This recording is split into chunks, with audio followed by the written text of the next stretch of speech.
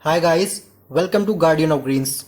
I will use mustard seeds and radish seeds to demonstrate how to grow microgreens easily at home. I have already prepared the tray and the equipment required to sow the seeds. So this is the tray. I have filled in the coco peat and I have made holes below the tray. Press the coco peat so that it gets compact and tight. Spread the seeds over the surface. Try to spread them evenly. This tray is big for the number of seeds I have. I will show you how this impacts the growth in coming updates.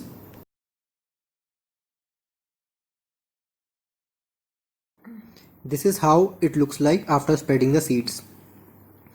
Now press the seeds gently so they get stuck in the coco peat, and while watering they will not get displaced. Cover the seeds with the thin layer of coco peat around half centimeters thick.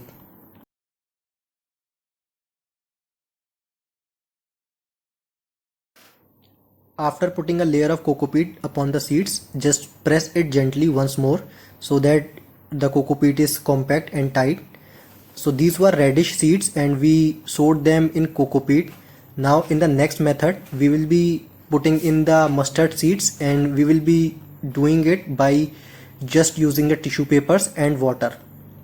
So let's see the second method. So for second method, I have taken the bottom of a plastic jar.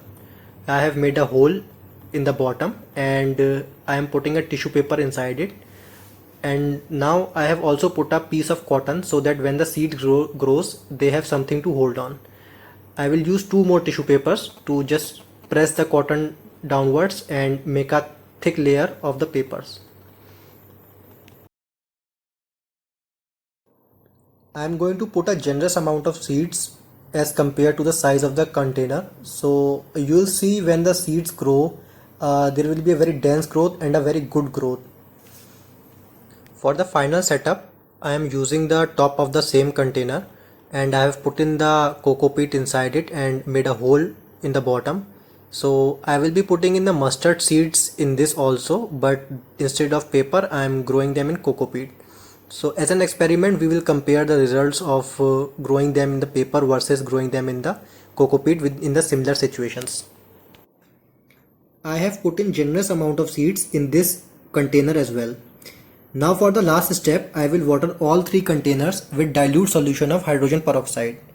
I have a bottle of 6.5% concentrated solution of hydrogen peroxide. I will dilute 3 drops in 500 ml of water.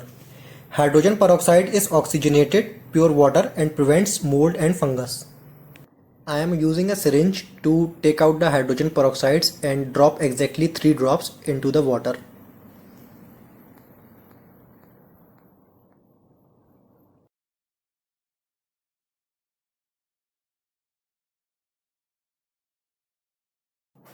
Close the lid of the bottle and give it a good shake so that it mixes completely.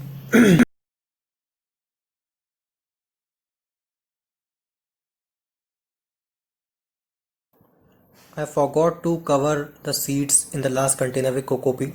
So I am putting in the coco peat now just to create a thin layer about half centimeter thick. Then I will water the container.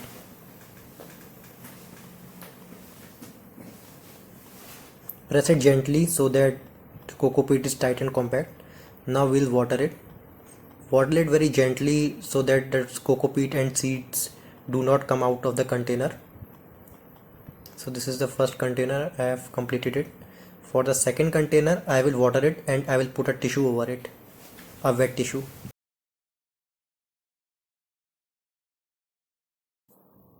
I will water the last tray now. Guys, there are few important points you should keep in mind. Keep the containers in a place with a bright light and not direct sunlight.